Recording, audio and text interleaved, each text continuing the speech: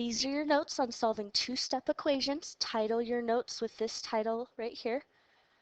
Feel free to pause the video any point to catch up on copying down the notes. First example that we're going to do is negative 3x plus 5 equals 2. Just like before, our goal is still to get the variable by itself. So we're still going to try to get the value of x. To do that, I'm going to start by canceling out adding 5 by doing inverse and subtracting 5. So I get a 0 pair. So I have negative 3x equals negative 3. And then I'm going to divide both sides by negative 3 to get x equals positive 1. Okay, notice that it tells me to check my solution. So the second part is just to make sure that x equals 1 is the correct answer.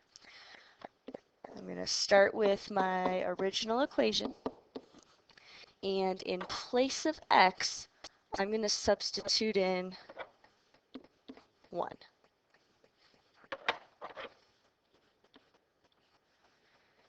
Okay, now I'm just going to solve and make sure I get the same thing on both sides. Negative 3 times 1 is negative 3. Negative 3 plus 5 is 2.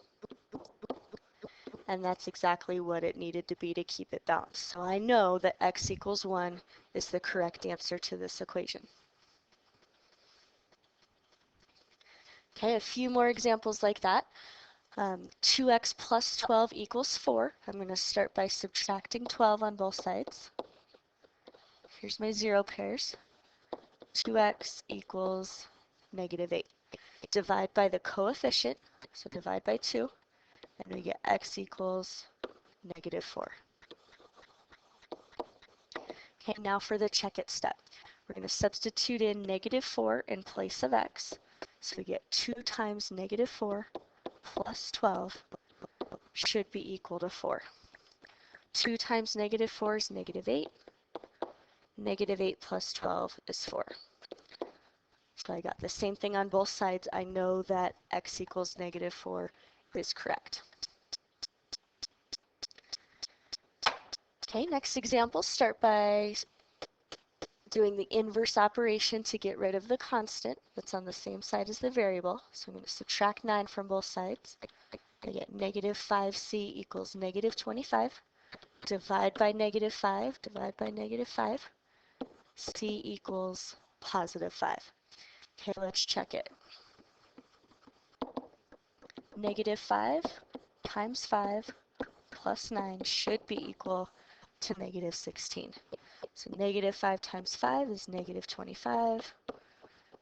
Negative 25 plus 9 is negative 16. So we got the same thing on both sides. C equals 5 is the correct answer. All right, the next one, we have 3 times the quantity of x minus 4. We've been working on distribution, so we're going to do 3 groups of x minus 4. Okay, so 3 groups of x is 3 times x. 3 groups of 4,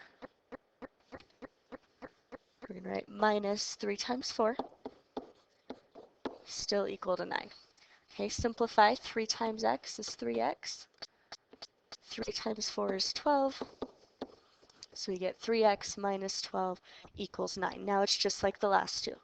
Add 12 on both sides. Cancel out your 0 pairs. 3x equals 21. Divide by the coefficient of 3. And x equals 7. Now let's check it. 3 times the quantity of 7 minus 4 should equal 9. Okay, follow order of operations. 7 minus 4 is 3, and 3 times 3 is 9, just like we wanted. Okay, so x equals 7 is our answer. All right, next we're going to try one that has some fractions in it. We're still going to do the same thing. We want the variable by itself, so I'm going to add 1/2 to both sides. Here's my 0 pair.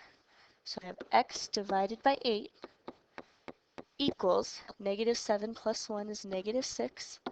Negative 6 divided by 2. This side on the right can simplify to negative 3. So I get x divided by 8 equals negative 3. Now it's a one-step equation. The inverse of dividing by 8 is multiplying by 8 on both sides. So on the left I get 1x, and on the right I get negative 24. Okay, check it step. Negative 24 divided by 8 minus 1/2 should equal negative 7/2. Okay, I need to get common denominators. So I'm going to rewrite negative 1/2 as negative 4/8. When I subtract those, I'm going to get negative 28/8. And then I'm going to divide by 4 on top and bottom, numerator and denominator, to get negative 7/2, exactly what I wanted. Okay, so that tells me that my answer is x equals negative 24.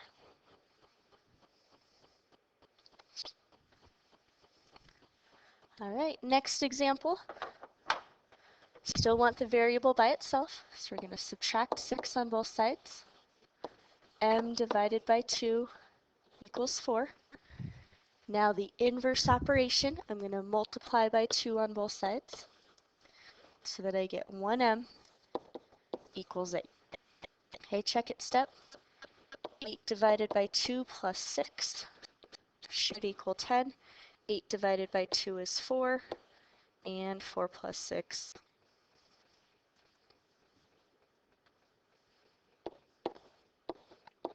is equal to 10, just like it should be.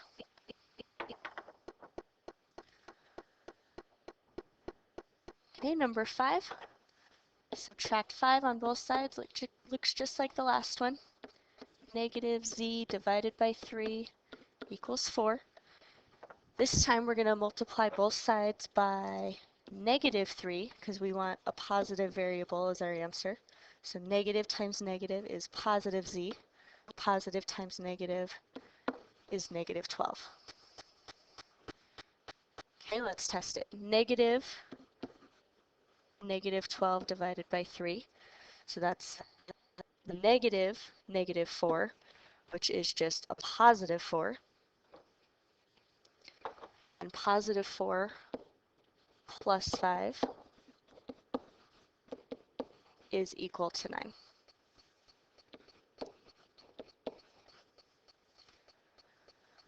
All right, next one set up just a little bit differently just because the variable and the constant are switched. So I'm going to subtract 2/5 from both sides.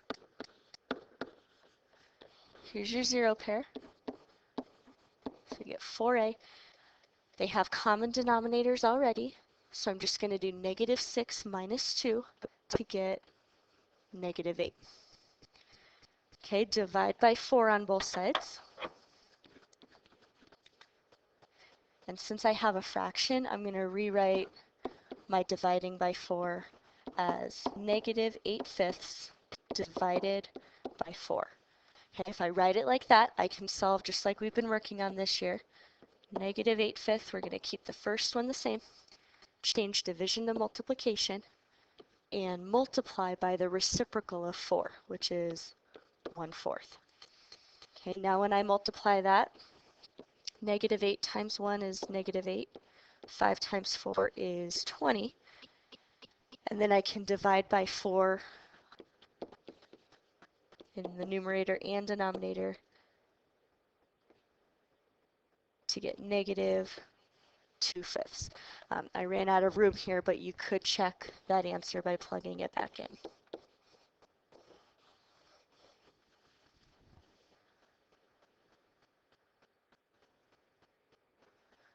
All right, we're going to do one more example. This time we're going to do a word problem. So it says it costs $2.50 to rent bowling shoes. Each game costs $2.25. You have $9.25. How many games can you bowl? Start by figuring out what the question is. How many games can you bowl? That tells you what your variable is going to represent. So let's do G for games, and G represents number of games you can bowl. All right. The total amount that you have to spend is $9.25. That means that whatever we spend bowling can't be any more than that. We have $2.50 flat fee for the shoes that we're going to pay regardless. And in addition to that, we're going to pay $2.25 per game. So I'm going to do $2.25 multiplied by the number of games that we play. Okay, we have a two-step equation set up. So I'm going to solve it just like before. Subtract 250 from both sides. Here's your zero pair. So $2.25 multiplied by the number of games. We're going to subtract.